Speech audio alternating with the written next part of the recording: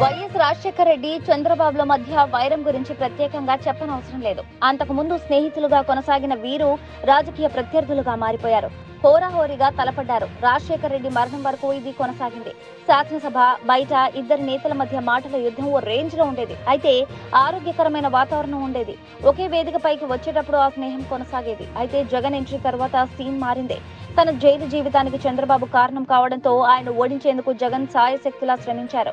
విభజన తర్వాత ఏపీ రాజకీయాల్లో రెండు పార్టీలే మిగలడంతో రాజకీయ ప్రత్యర్థులకు మించి శత్రువులుగా మారారు. ఒకరిని ఒకరు దెబ్బతీసేందుకు ప్రయత్నాలు చేసుకుంటున్నారు. వచ్చే ఎన్నికల్లో గెలుపొందేందుకు సర్వశక్తులు ఒడ్డుతున్నారు. అయితే ఇన్నాళ్లు అన్నచాటుగా ఉన్న సోదరి షర్మిల చంద్రబాబును రాజకీయ ప్రత్యర్థిగా చూశారు.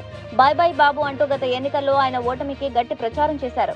అది బాగా పనిచేసింది, వైరల్ గా మారింది. కానీ ఇప్పుడు జగన్ తో విభేదించడం ప్రారంభించిన తర్వాత అదే శత్రువు చంద్రబాబు శ్రేయోభిలాషిగా మారిపోయారు. ఇటీవల నారా లోకేష్ కు క్రిస్మస్ శుభాకాంక్షలు తెలుపుతూ బహుమతులు పంపారు.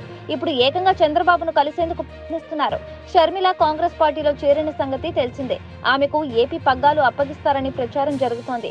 ఈ తరుణంలో ఆమె చంద్రబాబును కలుసుకోవడం ప్రాధాన్యత సంతరించుకుంది. అయితే అది రాజకీయ భేటీ కోసం కాదని, తన కుమారుడు రాజారెడ్డి వివాహ వేడుకలకు ఆహ్వానించేందుకేనని తెలుస్తోంది.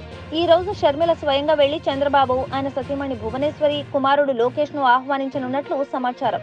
ఈ తాజా రాజకీయ పరిణామాల నేపథ్యంలో వైఎస్ నారా కుటుంబం మధ్య పాత స్నేహం చిగురించే అవకాశాలు కనిపిస్తున్నాయి. అయితే షర్మిల చంద్రబాబును కలవడాన్ని వైసీపీ శ్రేణులు జీర్ణించుకోలేకపోతున్నాయి.